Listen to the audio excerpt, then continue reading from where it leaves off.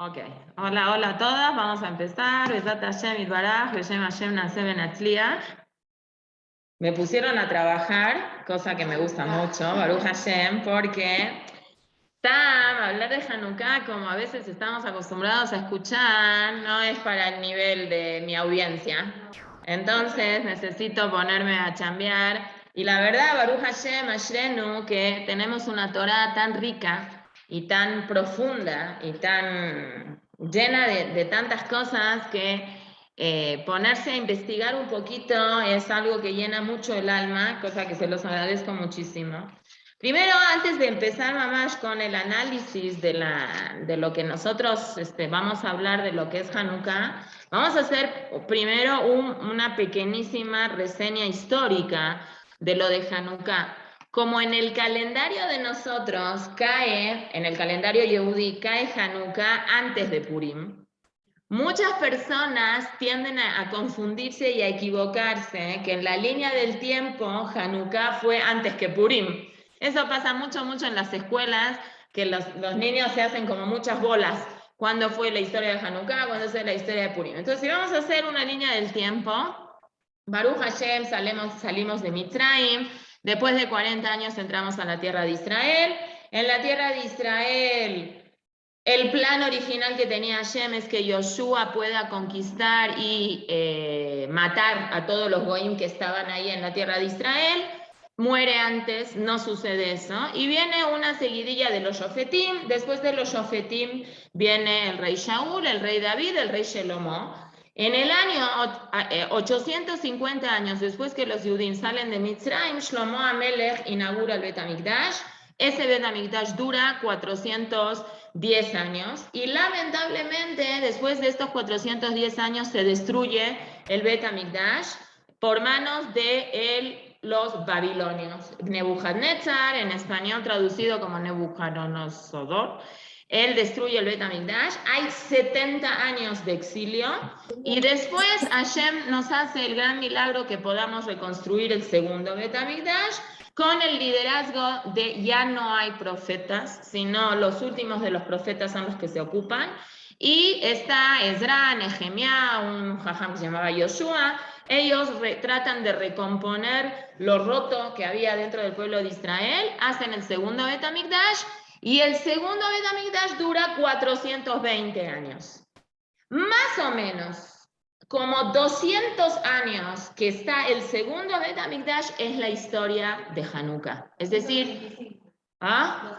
Ahí está, 225 años, hace aproximadamente 2100 y pico de años. Esto fue en el calendario gregoriano, que lamentablemente a veces tenemos que usar para firmar cheques, para pagar nuestros impuestos y todo, son 150 y pico de años antes de la era común. ¿Sí? Antes que nace Yeshu, son 150 y pico de años anteriores.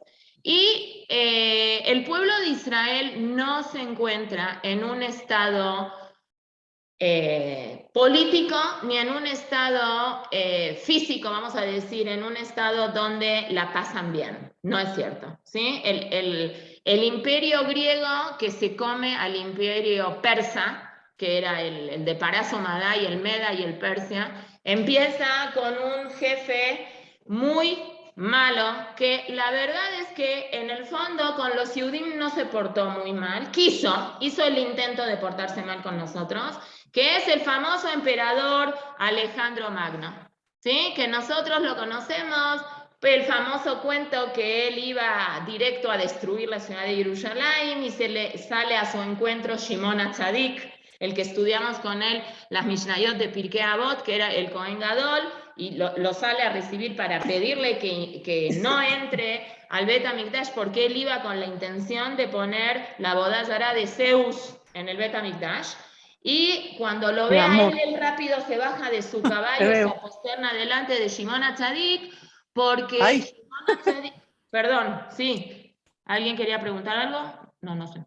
Entonces Shimon HaTzadik se le había presentado en sueños y le había dicho estrategias de cómo ganar, y él le hacía caso a él. Entonces lo había visto en sueño, no lo conocía personalmente. Entonces, cuando lo vio personalmente, dijo, ¡ah! Este es el tipo que a mí se me presenta en los sueños y me ayuda. ¿Cómo no le voy a hacer caso? Entonces, ¿quién? No tuvo ningún zehut. Zehut tuvo a Israel de tener a un Shimon HaTzadik que gracias a su intervención Alejandro Magno no destruyó la ciudad, no destruyó el Bet HaMikdash, no destruyó la ciudad de Jerusalén. Los ojos no eran buenos, eran a favor de Israel. Claro, bueno, eran buenos para que él no se metiera a Eretz Israel. Él formó un imperio. Él no conquistó nada más Israel. Israel entraba dentro del imperio. Él conquistó Siria, Líbano, Irán, Irak, yo qué sé, todos los países ahí de Asia.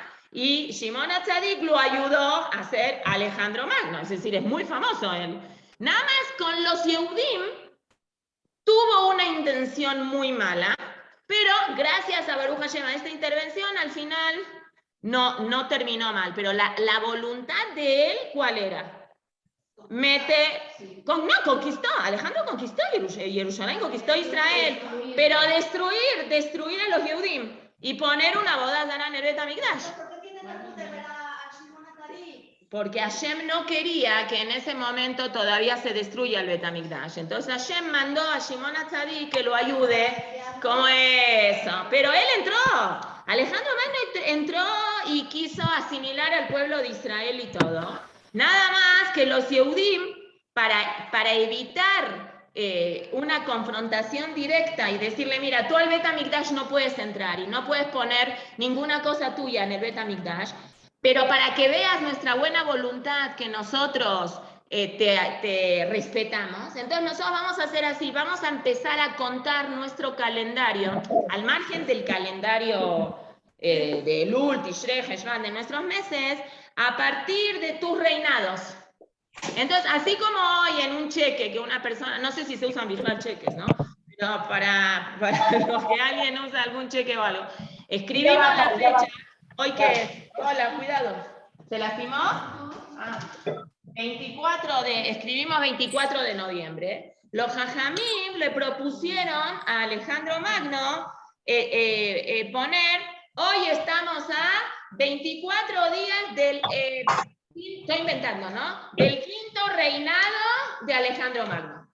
Entonces, para que vean que valoramos su presencia en el pueblo de Israel, entonces se quedó tranquilo él. Y así se quedó, ¿sí? De hecho, así se hizo la costumbre. Y la segunda costumbre que los judíos hicieron es que para que veas que tenemos una buena voluntad, vamos a ponerle a nuestros hijos, Alexander, se volvió un nombre dentro de las posibilidades de nombres de judíos. Triste, porque la verdad es decir, no fue tan malo ni tan nefasto, pero un buen tipo no fue tampoco, la verdad. Pero bueno, así se quedó y los jajamim así aceptaron. Entonces, hay personas que hoy en día se llaman Alexander, que en español sería Alejandro, y mujeres que se llaman Alejandra. Yo tengo una cuñada que se llama Ale. Hay muchas Ales. Bueno, la Ale que conocemos que está aquí es de Alegra por su abuela, ¿no? Pero no, hay Ale de Alejandra también. Entonces, está bien. La historia de Hanukkah pasa después de Alejandro Magno. Después se suceden diferentes emperadores, en el cual la tierra de Israel está sometida bajo el imperio griego. ¿Sí? Y empiezan a suscitarse situaciones que el imperio griego no es igual que los otros imperios de los otros Galuyot, que había una guerra física en contra del pueblo de Israel, como por ejemplo Amán. Amán, bajo el imperio persa, quería matar a los judíos. A Amán no le importaba si el judí cumplía Torá o no cumplía Torá. Amán dijo, vamos el 13 de Adar a hacer que a matar a todos, mujeres, hombres, niños, no nos importa. Y Adán dijo, nosotros no nos interesa matarlos. Nosotros lo que queremos es que haya una cosa, un denominador en común entre la filosofía judía y la filosofía griega. Y nosotros queremos que ellos empiecen a creer en la filosofía griega. Entonces empezaron a cocoguachear, vamos a decir de alguna manera, que es lo que vamos a tratar de explicar. La verdad es que Hanukkah es muy profundo y no vamos a alcanzar todo. Pensate, ya en la semana que viene vamos a hablar otra vez. Y hasta que llegó un punto que quisieron poner una bodazara en el Bet HaMikdash. Y eso dijeron los Hashmonaim, eso no lo vamos a permitir nosotros. Entonces hubo una guerra, esta guerra 3 años, no fue una guerra ni muy fácil ni muy corta, en el cual poquitas personas se ofrecieron a salir a esa guerra, porque era una guerra que aparentaba ser una pérdida. ¿Cómo vas a pelearte un país? No sé, hagamos de cuenta que hoy en día, no sé, Trinidad y Tobago decide hacerle una guerra a China. Pues, me parecería absolutamente ilógico, impensable una cosa así. Y 5 Kohanim, es decir, Matitiao con sus 4 hijos, más familiares cercanos, que en total, jajamimos en la cuenta, algunos dicen 12, algunos dicen 13 personas, decidieron poner un hasta aquí, dijeron, nosotros no vamos a permitir una cosa así, más los decretos que ellos tenían, bastantes decretos en contra de la Torá. Básicamente, ¿tú te los acuerdas? Que no querían los Yevanim que hagamos nosotros. 3 mitzvot del año pasado. Que los bebitos a los 8 días no se pueden hacer, ¿qué? Brit Milá. Que los Yehudim no podemos calcular cuándo es Rosh Chodesh porque no podemos hacer Kiddush HaChodesh. Y no podemos cumplir Shabbat. Al margen de otras cosas que Jajamim también la traen como situaciones de tristeza muy fuertes, que todas las chicas de Am Israel antes de casarse tenían que pasar por un proceso con un goy pre. Sí. Entonces, es romper la kedushá del pueblo. Esa era su megama, esa era su objetivo que ellos tenían. Los judíos lo tenían que hacer. Pero lo llevaron así. Sí. Si no se morían, si no había forma de poder hacer eso. Pero bueno, esa es más o menos para ponernos en un contexto histórico. Siguen pelean 24 días del mes de Kislev, y el día 25, Baruch Hashem, ya ganan la batalla. Entran los Hashmonaim al Bet HaMikdash, tratan de limpiar todas las cosas que estaban rotas y sucias, y quieren empezar a prender la menorá del Bet HaMikdash, y no encuentran ningún aceite, porque estaban los aceites. No es que ellos los tiraron los aceites, pero ellos abrieron. Los aceites tenían un sello que, nada más para entender un poquito, ¿quién sellaba los aceites del Bet HaMikdash? ¿El Kohen Gadol los tenía que sellar? Técnicamente. ¿A dónde? No, los Kohanim, los Leví. Nosotros también podemos entrar. Ahora que venga el Mashiach, nosotros también vamos a entrar al Bet HaMikdash. Nada más que nosotras vamos a entrar hasta una parte. Después de esa parte, ¿sí? Bueno, podemos entrar si estamos con Tumá, ¿sí? con Tahara, ¿no? Ahorita todos, cuando venga el Mashiach va a tener que purificarnos a todos, porque no vamos. Ahora, ¿quiénes eran? ¿Cómo era el sistema del trabajo en el Bet HaMikdash? Entonces, los Kohanim que estaban físicamente bien y que no tenían un defecto en su cuerpo, se dedicaban directamente a todo lo que es la parte de Korbanot. ¿Ok? ¿Qué pasaba? Un Kohen, no sé, se quedó cojo por algo. O la Gemara trae una lista de mumim, de defectos que tenían los Kohanim. ¿Qué hacían con ellos? ¿Les decían, chao, no puedes venir a trabajar más? Preparaban la ropa, cosían, hacían cosas que no tenían que ver de manera directa con los korbanot. Por ejemplo, preparaban el aceite de oliva lo preparaban esos Kohanim. ¿Quién lo sellaba? Generalmente, un Kohen normal. Los Kohanim que eran Baalei Mumim generalmente lo sellaban. Hashem hizo que justo el jarrito, el Pach Shemen que justo encontraron, justo tenía la Hatimá, el sello del Kohen Gadol, cosa que es muy rara que suceda, porque los Kohanim Gedolim, la verdad, tenían mucha chamba, no tenían tiempo de ponerse a dar Hechsher, a supervisar todos los sellitos. Pero bueno, Hashem nos quiso mandar muchos mensajes con todo esto. La cosa es que encuentran este jarrito, y este jarrito nada más alcanzaba para un día, y Hashem hace un milagro que alcanzó para 7 días más ese día, que es el tiempo que duraba hacer un aceite nuevo. Entonces, sobre esto ustedes habrán escuchado muchos mefarshim, muchas preguntas de que si el milagro en verdad fue 7 días, ¿por qué festejamos Hanukkah? 8 días. El Rabbi Yosef Caro, creo que él solo trae arriba de 101 motivos de que por qué se festeja Hanukkah 8 días. Si agarramos muchos libros, a lo mejor usted puede encontrar 300 motivos que a lo mejor los jajamim traen de que por qué Hanukkah se festeja 8 días.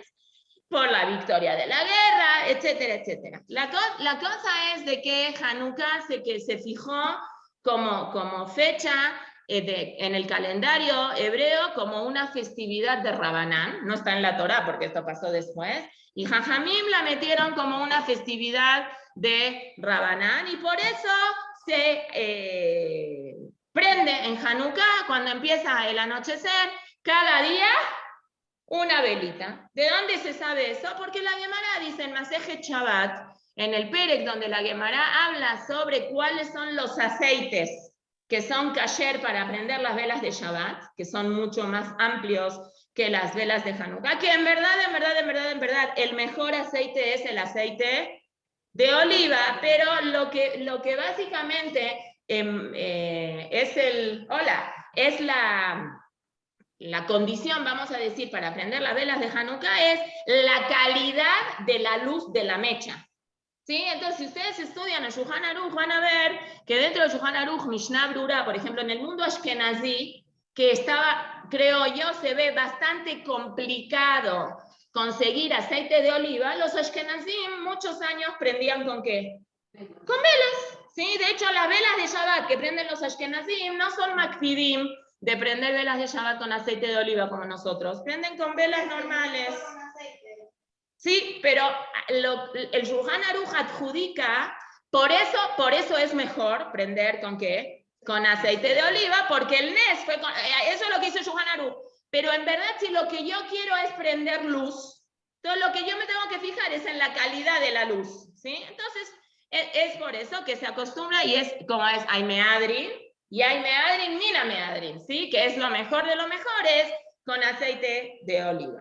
Nosotros vamos a tratar de analizar el punto de esta fiesta de Hanukkah, que es bastante rara. En primer término, porque la única fuente bibliográfica que tenemos sobre la fiesta de Hanukkah, aunque los jajamim buscaron en el Tanaj algún tipo de, por ejemplo, el Ramban, cuando habla de que Aarón se sintió muy triste porque todos los presidentes, todos los príncipes de cada Shevet donaron cosas para el Bet HaMikdash y Hashem a él no le había pedido nada, entonces Hashem le dijo, Vealotja el Anerot, no, tú vas a prender las velas del Bet HaMikdash. Entonces después el Ramban dice ahí, no nada más, lo tuyo va a ser más grande que lo de ellos, porque lo de ellos nada más dura mientras el Bet HaMikdash esté. Lo tuyo vas a ver que después de muchos años va a venir gente de tu familia y va a ser el milagro de Hanukkah y gracias a ti van a seguir prendiendo las velas. Está bien, pero la fuente bibliográfica principal que la Torá encuentra que los jajamim encontraron es esta Gemara en Masejet Shabbat, que dice Mai Hanukkah, ¿por qué festejamos Hanukkah? Y cuenta esta historia porque el 25 de Kislev entraron y encontraron el único jarrito, Sheva Ejal, la Gemara hace mucho hincapié que este jarrito estaba en el Ejal. Entonces, vamos a tratar de analizar un poquito esta situación que pasa en la historia de Hanukkah. Antes de eso, quisiera compartir con ustedes una anécdota que cuentan del Admur. Un minuto.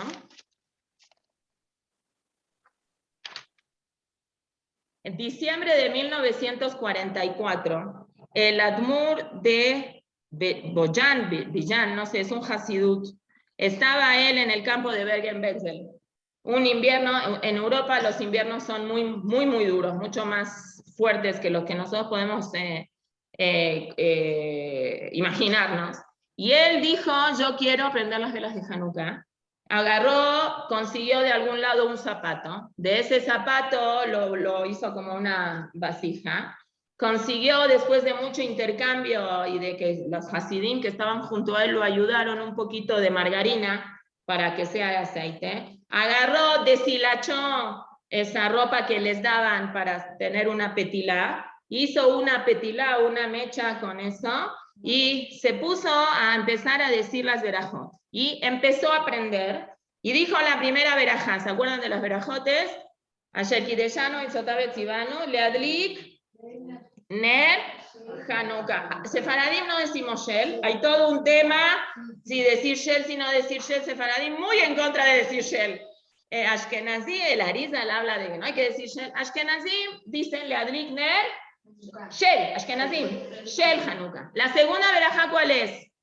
Sheasa Nisim Labotenu Gayamim Aem Basemanase. Pero el primer día, ¿cuál se dice? Sale una tercera verajá. Sheheyanu. Entonces, el Rab dijo la primera verajá, dijo la segunda verajá, y cuando va a decir la tercera verajá, se quedó callado, miró a su alrededor todas las caritas que lo estaban mirando, todos los hombres que estaban en su barraca, chupados, demacrados, reventados, y los miró a todos y después dijo Sheheyanu Bekimanu Villano las manos, y se pusieron a cantar en quedito, porque si entraban los alemanes los reventaban. Se pusieron a cantar, que también es una canción más que se acostumbra a cantarla a los ashkenazim, aunque los sefaradim en algunos sidurín también está. ¿Cuál canción? Bueno, la Anerota Lalo es una tefila. La canción de Maosur. Ok. Se le acercó un señor que era cero religioso, era uno de los presidentes o de los más importantes del grupo de los bundistas, del Bund. El Bund era un movimiento europeo, yehudí, muy cercano al socialista, al comunismo, así muy alejado de la Torá. Y se acercó y le dijo, Rab Shapiro se apellidaba él, Rab Shapiro, entiendo que es Hanukkah. Entiendo que digas la primera verajá. Entiendo que digas la segunda verajá. Pero la tercera verajá, ¿cuál es la traducción de la tercera verajá? Sheheyanu, que gracias a Hashem que nos das vida. Vekiemanu, y que hiciste que estemos aquí. Veigianu, y que lleguemos, Lismanase, a este momento. Rab, ¿de qué le estás agradeciendo a Hashem? ¿De que estamos acá? En Bergen-Belsen, que en cualquier momento nos van a matar, que nos tratan, nos torturan, nos aplastan, nos revientan. ¿De qué le estás agradeciendo a Hashem? El Sheheyanu. ¿Pero qué vida es esta? Lo confrontó, el señor lo confrontó al Rabbi y le dijo, ¿qué estás diciendo? ¿Qué vida es esta? ¿Qué es esto? Y el Rabbi le contestó y le dijo, tienes razón, yo también pensaba como tú. Por eso, no sé si te diste cuenta que ¿qué hice yo? Empecé con las primeras dos y después me frené y me quedé mirando a toda la gente, pero yo dije, si pese a todas estas situaciones que estamos viviendo ahorita, que no sabemos qué va a pasar, están todos estos Yehudim aquí que al pendiente, esperando lo que yo voy a hacer, entonces ¿qué pueblo tan grande tiene Boreolam que pese a todas las circunstancias que estamos viviendo nosotros ahorita, todavía seguimos Sheheyanu? Es decir, le estamos agradeciendo a Hashem que tenemos la posibilidad de poder cumplir esta mitzvah pese a todas las circunstancias adversas que estamos viviendo nosotros en este momento. Entonces, lo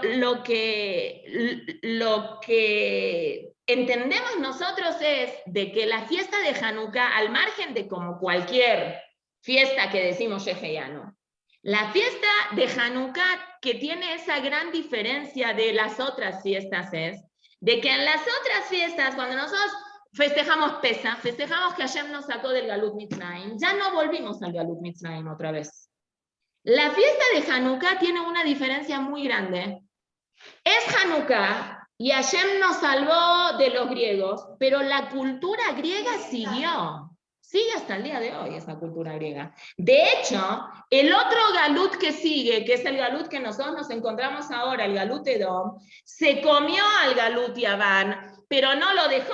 Es decir, continuó ese legado del exilio de Yaván. Es un exilio que todavía persiste en nosotros y nosotros tenemos que aprender y que ver qué vamos a hacer con esa situación de catástrofe. Entonces vamos a plantear algunas preguntas sobre esta fiesta tan importante de Hanukkah. Primero, es la única fiesta en el calendario judío que dura 8 días.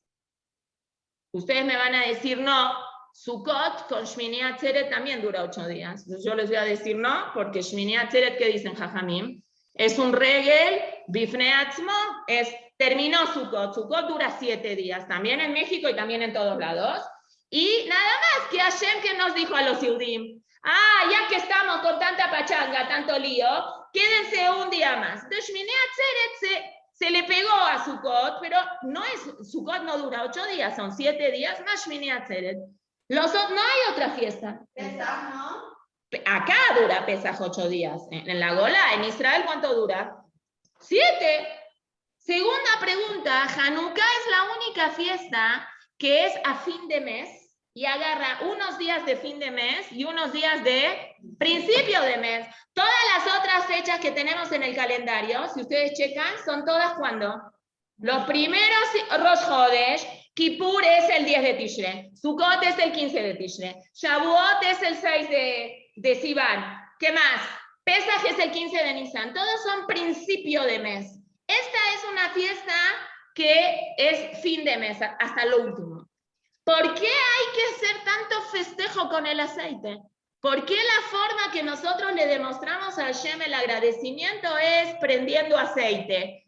Podríamos hacer otra cosa. Si en verdad lo más importante que se suscitó en esta conmemoración de Hanukkah, ¿qué es? ¿La prendida de la menorá? No. ¿Qué es lo que más le agradecemos a Hashem? Que ganamos la guerra, ¿sí? Pero es lo que en menos importancia se le da en el agradecimiento.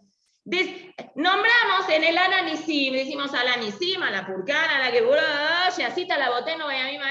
Entonces relatamos, Bimé, Matitiao, Ben Yohanan, ¿qué hiciste que ganemos la guerra? Poquitos. Pero después la fuerza que le da. Y después entraron al Pir Beteja, entraron al Bet Amikdash y encontraron y prendieron las velas. Entonces son días de Alel y de Odaá, de mucho agradecimiento, decimos Alel completo, no se pueden hacer cosas tristes, todo por un milagro que aparentemente comienza por algo que es, a comparación del Nitzajón, de la victoria de la guerra, es algo chiquitito, ¿sí? ¿Qué es más importante? ¿Ganar la guerra o que encontraron un jarrito? Pues obviamente que ganar la guerra es más importante. Y que en algunos círculos se mal interpretó la fiesta de Hanukkah y pobrecito, a los Maccabim los agarraron como un ejemplo en los dibujos que ustedes pueden encontrar, que los Maccabim eran gente que iba al gimnasio todos los días, a Yehudá Maccabí, musculoso, todo. Qué cosa más lejana de la realidad, porque pues claro que no era así. Y hasta el punto que las competencias deportivas y Yehudim de Israel, de hecho hay un equipo de fútbol que se llama en Israel Maccabi Tel Aviv. Y las macabiadas, que oyeron ustedes que eso es algo bastante distinto a la idea original que los Maccabim tenían y los Hashmonaim tenían.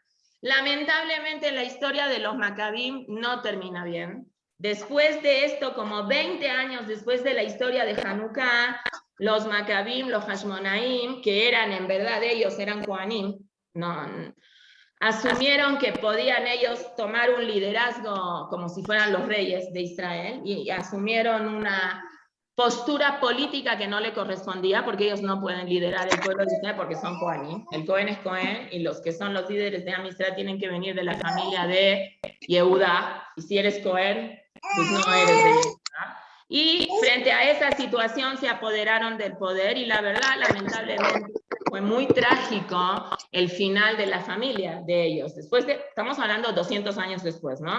Hubo mucha pelea entre ellos, se mataron, hubo mucha asimilación dentro de la familia de los Hashmonaim Barminan, y bueno, terminó la cosa mal. Pero vamos a tratar de hablar un poquito de lo que es el número 8.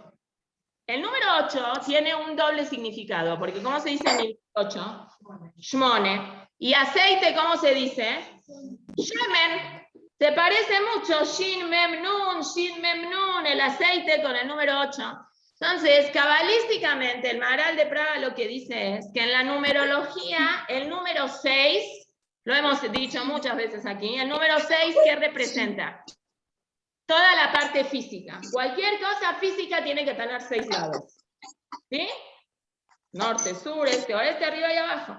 El número 7 simboliza la Kedusha, la santidad dentro del mundo físico. 7 es el séptimo día de la semana, 7 la Sefirot, 7 semanas de Sfirat HaOmer, 6 años se trabaja la tierra. Este año, ¿cómo se llama? Shemitah, es el 7º año. 7 veces 7 es Yobel, el mes 7 es el mes de Tishrei, tiene un montón de fiestas. Kola Shivim Havivim, el número 7 es un número muy especial dentro de la física, dentro de la materia.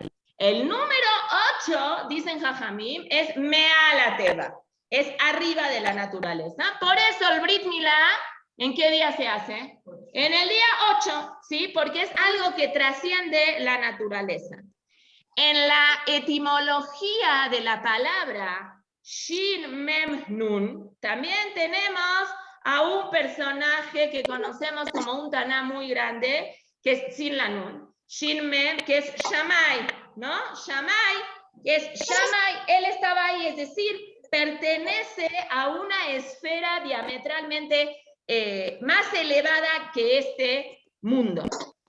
El número Shin, la letra Shin, que es con la que se empieza el número Shmone, ¿cómo se dice? 6 en híbrido. Shesh. Shesh, ¿cómo se escribe Shesh? Doble Shin, ¿sí? La letra Shin es la única letra que depende de qué lado le pongas el puntito para que va a pronunciarse Shin o Sin. Entonces dicen los Jajamim, esto representa, la letra Shin representa el Olam Hazé, representa este mundo. Por un lado, la letra Shin es la con la que se empieza la palabra Shefa. ¿Qué es Shefa? Abundancia. Por otro lado, con la Sin, ¿qué palabra escribimos? Que no la queremos ver a esta cosa nunca. Satán, Siná. Hay cosas buenas que salen con la Shin como con todas las cosas. Y hay cosas que son malas que salen con la misma letra.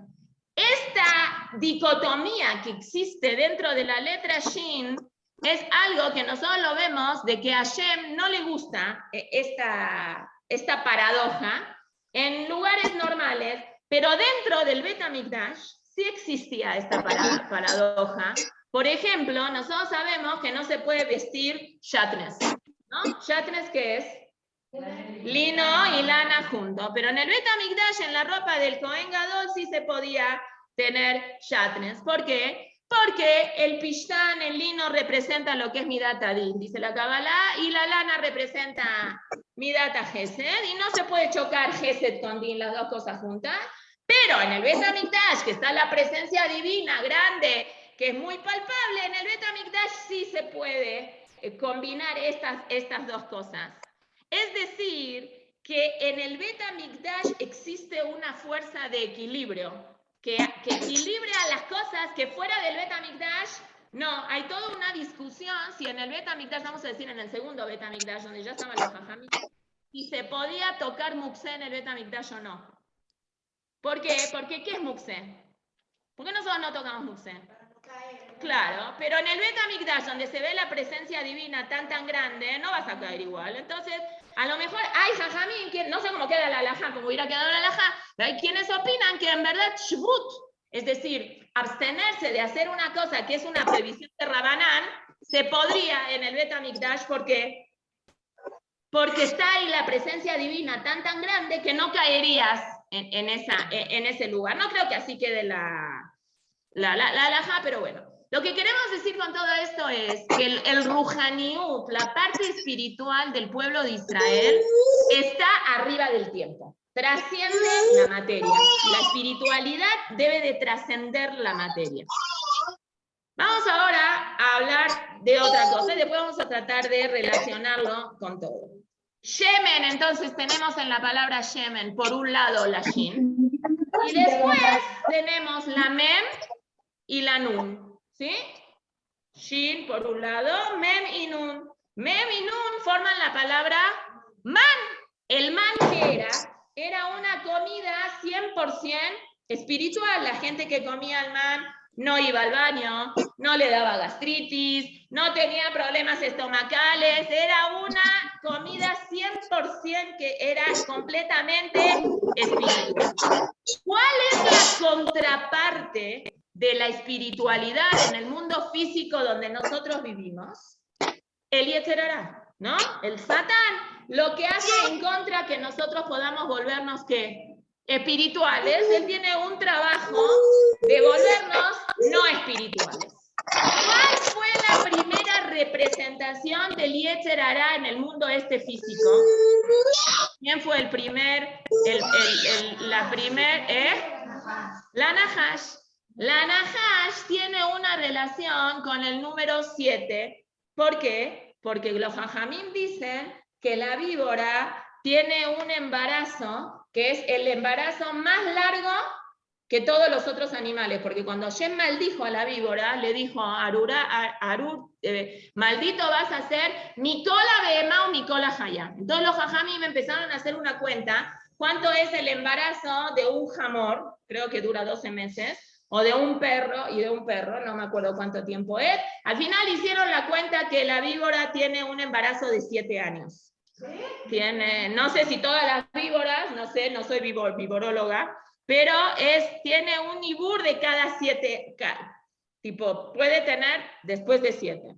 Entonces, la Gemara cuenta que había un filósofo que estuvo todo estudiando víboras. Digamos, miren lo que hace el precio de la ciencia. El tipo se trajo víboras a la casa, bastante peligroso, no sé qué hizo su esposa con él, pero con tal de ver.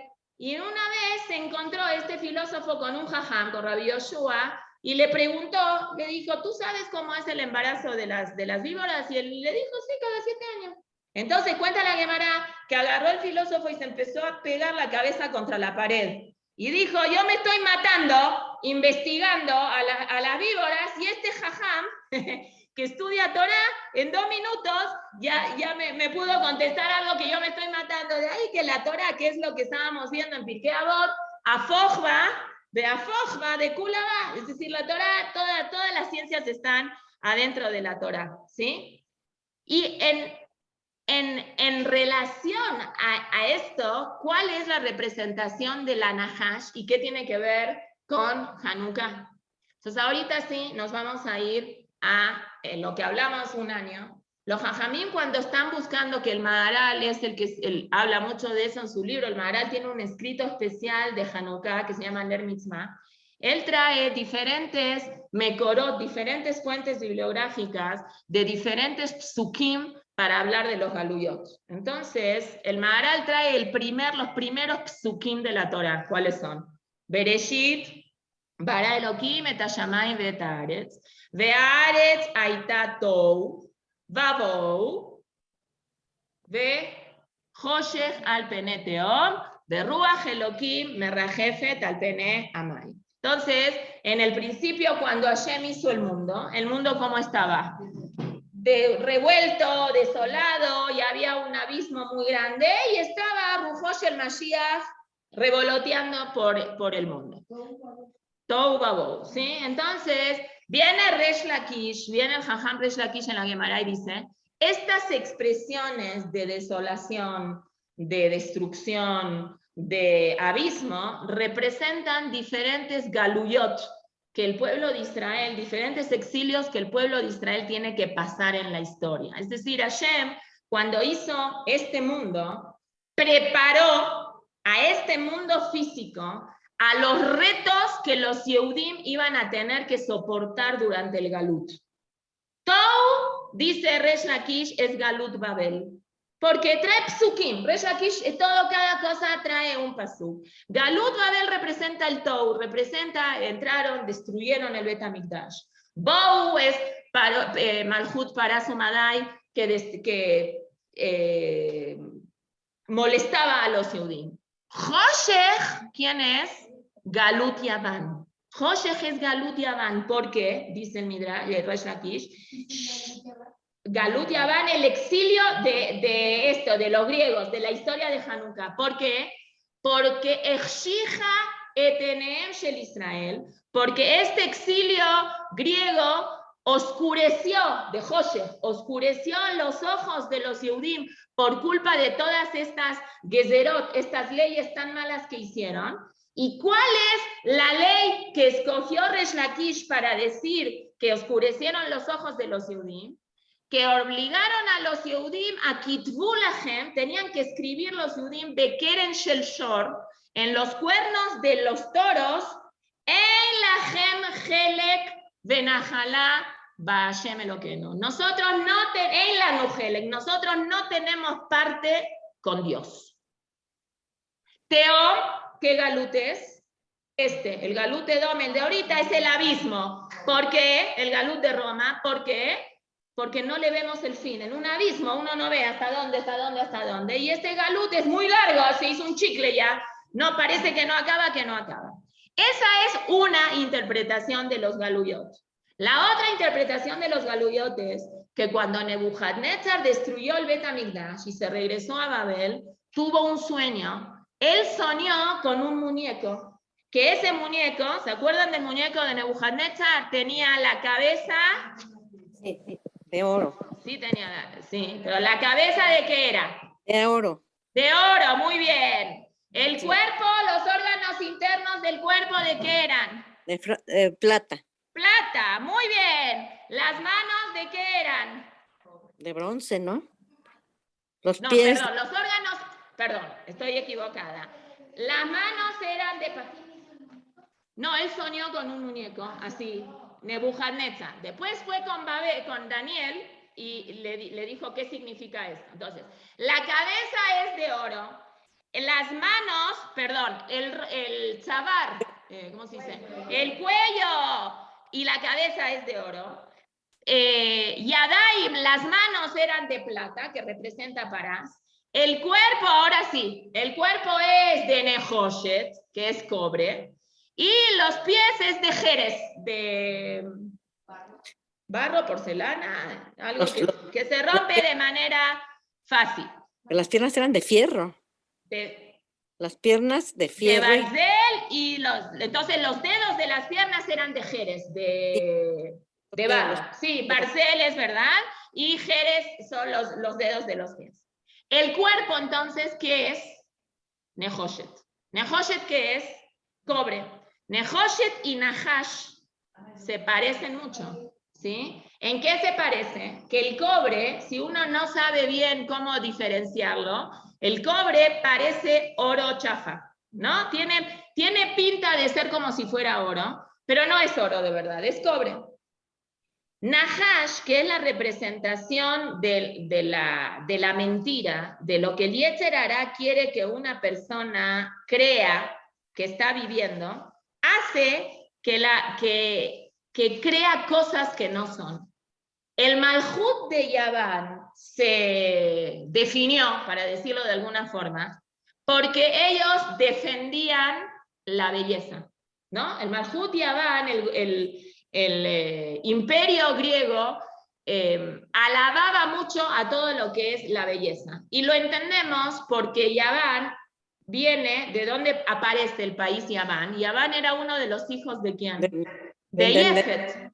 Y cuando Hashem, cuando Noah se despertó de la borrachera y supo de lo que pasó y vio que Shem y Yefet lo cubrieron, bendijo a Yefet, pero lo bendijo con una condición. Le dijo, Yaft Elohim li Yefet, vetishkon veoalei Shem. tú vas a tener, Yefet, vas a tener una verajá. ¿Cuál va a ser tu verajá? Que tú vas a tener la capacidad de poder ver belleza. ¿Sí? Los Yevanim, los griegos, alababan mucho a la belleza, alababan mucho al cuerpo de la persona. Por eso en Atenas son las Olimpiadas, que conocemos muy bien por qué eran, de dónde nacen, porque la gente hacía carreras hasta el monte de Olimpo, por eso se llaman Olimpiadas. Y habían dos ciudades particularmente que eran la base del imperio griego, que era la ciudad de Atenas, que hoy es la capital de Grecia, y la otra ciudad muy famosa que se llamaba Esparta, donde en Esparta, de los espartacos, que hemos oído también, eran lugares donde especialmente se adiestraban a los hombres para que sean soldados. Hacían toda una boda al cuerpo. Barminan, una persona que nacía con alguna problema físico o lo que sea, ¿qué hacían? Lo mataban, directamente a ese bebé lo mataban, porque ese bebé no sirve para los efectos que Grecia necesitaba. Me imagino que habrá de ser algún defecto que impedía que esta persona pueda ir al ejército, alguna discapacidad que le impida ir al ejército. Entre paréntesis, si ustedes checan en el libro de Noaj, en la parashá de Noaj, van a ver que uno de los descendientes de Yefet, ¿cómo se llamaba? Ashkenaz. Ashkenaz es Germania, es Alemania. Tenían una cosa muy parecida a los alemanes, aunque ustedes me van a decir, hay un Rashi que dice Zu Germania Shel Edom. Germania también tiene una que ver con Edom, pero Edom tiene mucho que ver con Yaván, porque Edom se comió a Yaván, no es que hubieron dos cosas. Edom continuó con ese legado de Yaván. ¿Qué quería Yaván? ¿Cuál era la filosofía que se escondía detrás de Yaván? ¿Y qué es lo que Hashem quiso de nosotros? Que desde un principio que Hashem hizo el mundo, ya puso bases en el mundo para que los Yudim tengamos la fuerza suficiente de confrontar estos galuyot. Hubieron galuyot que el confrontamiento tuvo que ser físico. Tuvimos que salir a guerrear, que era o vivir o morir. Y hubieron, no se dice, muy mal dicho, hubo confrontamientos, no sé ni para qué existe la palabra hubieron, si lo único que hace es confundirse a uno mismo. Hubo situaciones en el cual ese confrontamiento tuvo que ser un confrontamiento espiritual, que es el que hoy todavía estamos viviendo y tenemos que aprender a confrontarlo eso. ¿Cómo decimos? Vayamim Aem Basmanas, en esos momentos, pero en esta situación de ahorita, el aceite, ¿qué es el aceite? Es un líquido que se saca ¿de qué? Del olivo. ¿Cómo se saca? Se concentra, digamos. Es una cosa que hay que exprimir eso para que nosotros podamos sacar ese aprendizaje de ese aceite. ¿Y qué hace el aceite?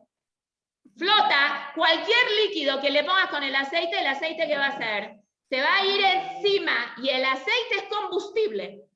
Y el aceite, hasta lo último que se consume el aceite, ustedes lo ven en las velas de Shabbat, mientras haya aceite, ¿qué hay?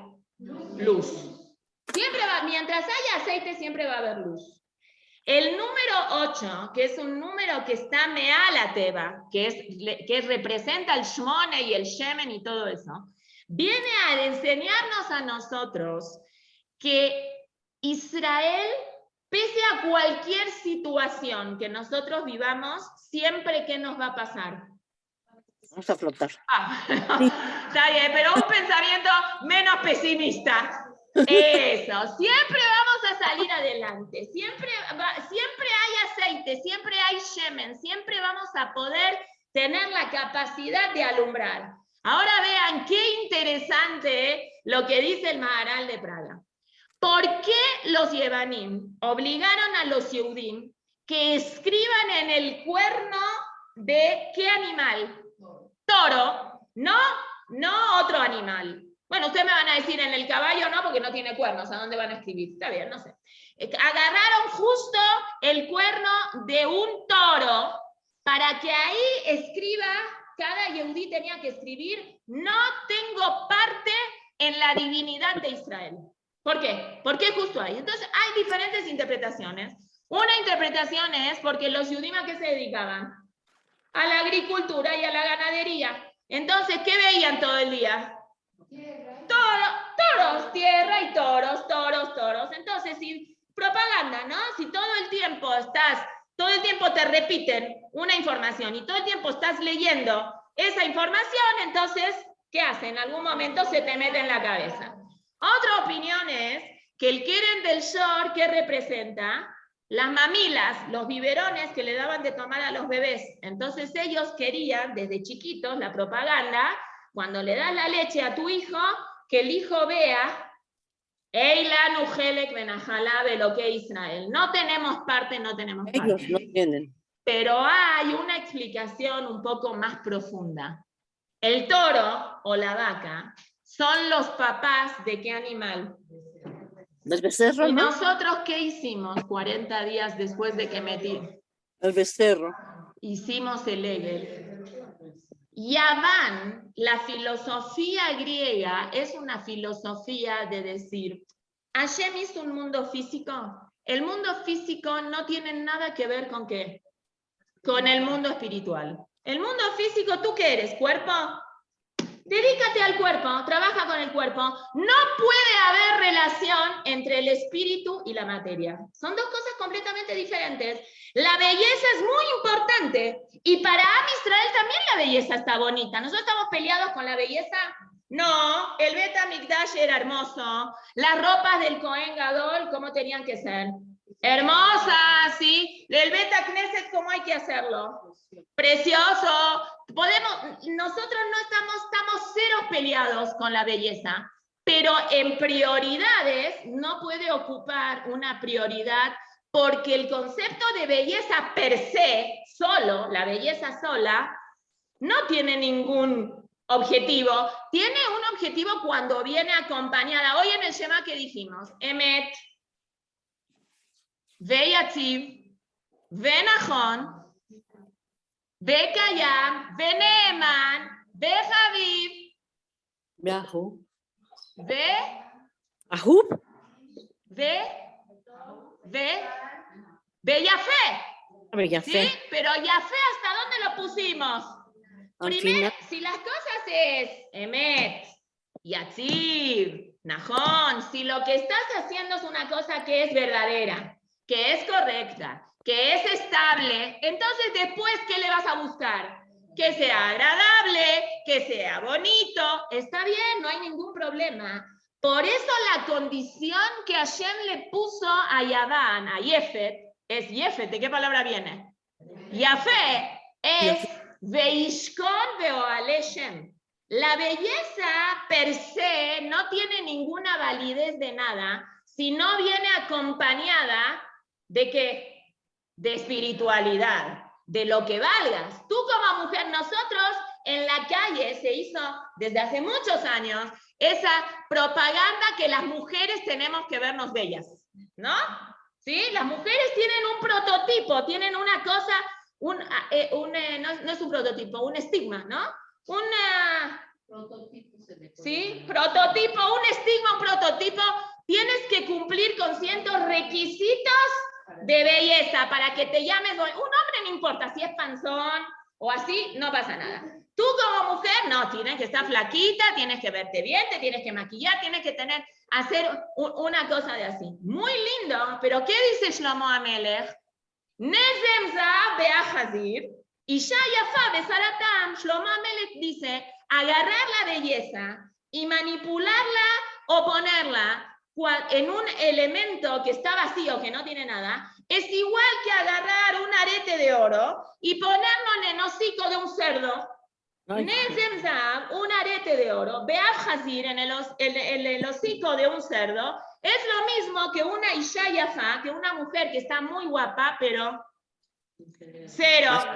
Cerebro, no es buena, no es nada. Nada más lo único que tiene es que está muy guapa. Eso sí, guapa sí es, pero ¿de qué te sirve esa guapura si esa guapura no tiene un sustento, no tiene un basis?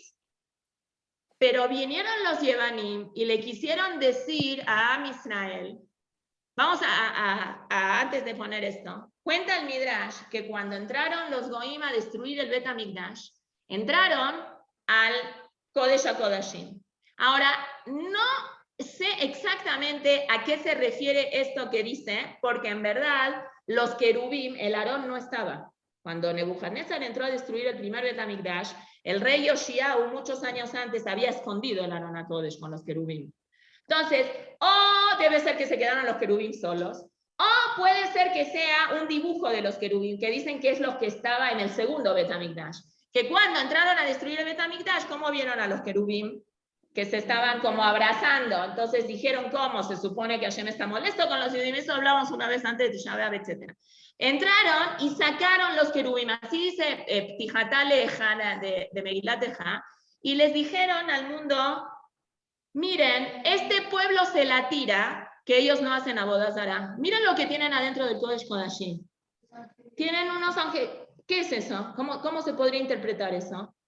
Claro, eso es una imagen. No que ellos son muy tzadikim que no hacen avodah zará. Al final ellos hacen lo mismo que nosotros hacemos. Nosotros hacemos avodah zará, le hacemos idolatría al sol, a la luna, a las estrellas, a lo que quieras. Esos tipos se hacen mucho los tzadikitos que nada más son monoteístas y le rezan a un Dios que no ven. Al final, ahora que abrimos y nos metimos para adentro, ¿qué vimos? Que sí tienen algo que es una imagen. Véame que nosotros que somos iguales a ellos. Dice sobre esto el Midrash, un pasuk de Eja que dice, Boshnu benihamu. Esto nos hizo pasar a nosotros mucha vergüenza. Esta situación que el Goy que hizo, le dijo, nos hizo sentir a nosotros que ¿qué? Claro que no, fue una mala interpretación completa y absoluta. Pero Yaván era como eso. Yaván era decir, ¿cuál es la diferencia entre tú y yo? ¿Cuál es la diferencia? ¿Que yo me llamo Ruti y que esa la de ahí se llama Cristina Jesusa?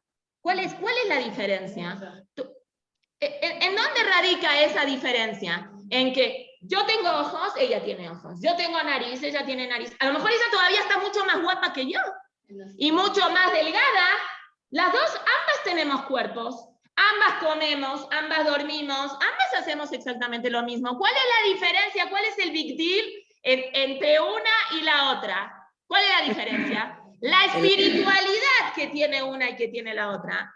Vinieron los Yevanim y dijeron, es ridículo suponer que hay espiritualidad dentro de la materia. La materia es materia, no hay espiritualidad. ¿Ustedes quieren prender las cestas del Bet HaMikdash? ¿Quieren prender las velitas del Bet HaMikdash? Préndanlas, no hay ningún problema.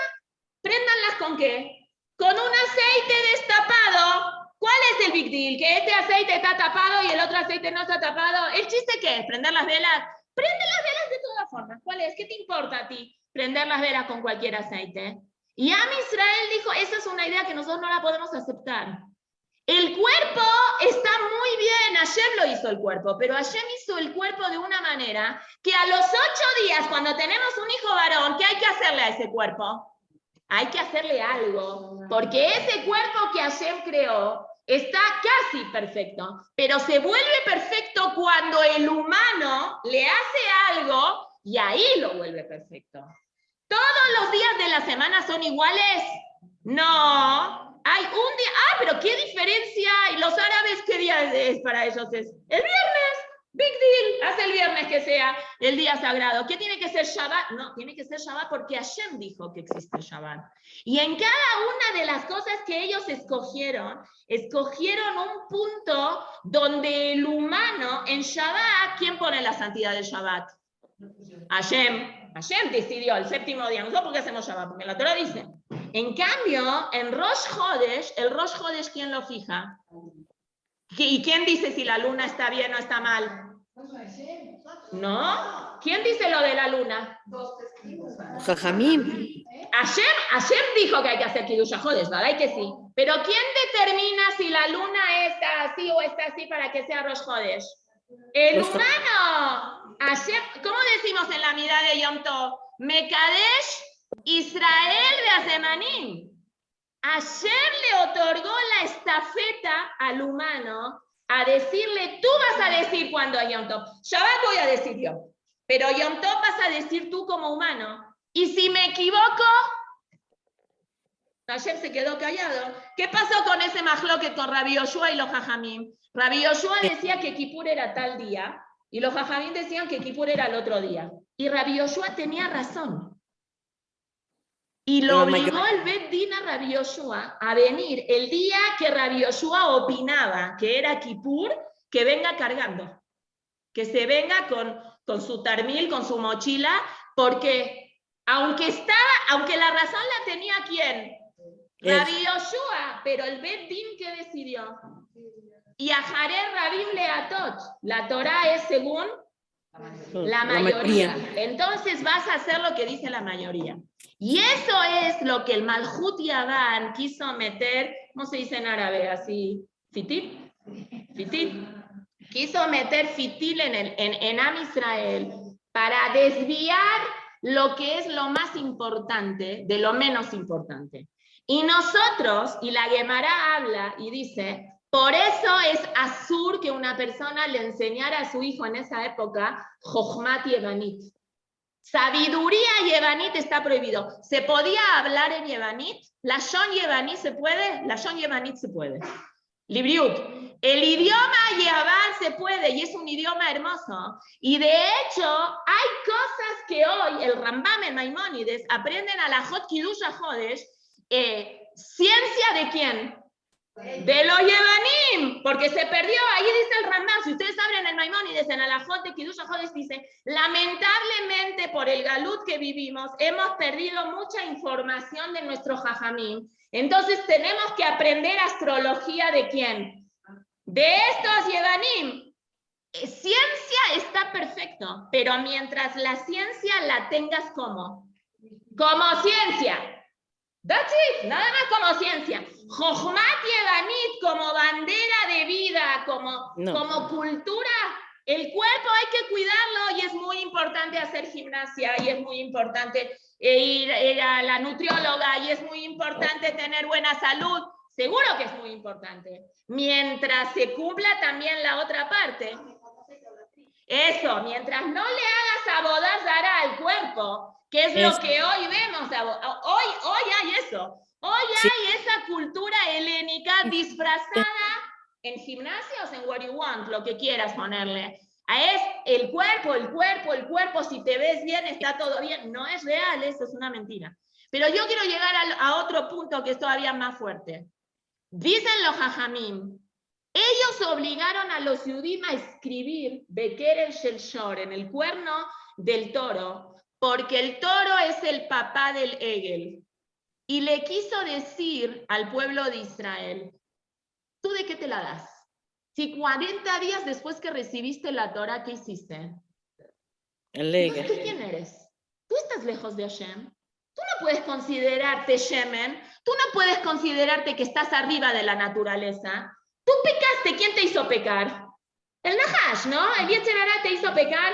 Tú eres una víbora. Tú eres una porquería de persona. ¿Por qué? ¿No te da vergüenza 40 días después que escuchaste la voz de Hashem que te dijo directamente, yo soy tu Dios, no harás otros dioses, ir y te aposternaste delante de una vaquita? ¿Por qué? Porque parecía que bailaba y le pusiste, ¿cómo se dice aquí? Cosas de oro y ese tipo de oro, y te atreviste a decir, Ere Eloheja Israel, Asher Eluja Melech Mitzrayim. ¿Y qué? ¿Ahora qué? El Yevaní quiso enseñarle a la persona que la persona no puede que, si la regó, si metió la pata, no puede hacer teshuvá. Si pecaste, si te lastimaste, si te ensuciaste lo que tú eres, ya no hay forma de acercarte a Hashem. Si estás sucia, ya te hiciste tamé. Si te hiciste tamé, ¿cómo te acercas a Dios? Si ya estás mal. Eso es lo que Yavan quiso meter. Por eso una de las cosas, y traje el Sfat Emet, porque el Sfat Emet tiene una cosa, y ya con esto me callo la boca. Espérenme. Tafresh Lamed Zayin. El Sfat Emet, el segundo Admur de Gur, espérenme, escribí aquí para no equivocarme de los años. Merlom, ¿dónde está? Se llamaba, no me acuerdo dónde lo puse, cada vez que busco algo nunca lo encuentro. Acá, Yehuda Ariel Leib Alter, él nació en 1847 y falleció en 1905. Pobrecito, tuvo una vida muy, muy difícil. Él falleció su mamá cuando él tenía 2 años y falleció su papá cuando él tenía 6 años. El Sfat Emet, bueno, este libro se llama Sfat Emet, es del segundo Admur de Gur, que dice una cosa hermosa en la parte de Hanukkah, en el año Tafresh Lamed Hei. Calculemos que es 1800, habría que hacer la conversión, no sé bien en qué año es, pero ahorita quiero leerles esto, lo que él dice. Él tiene en diferentes años.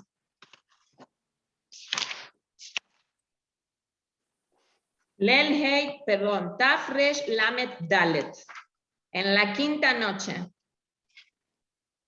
donde dice, no es aquí, ¿en dónde dice?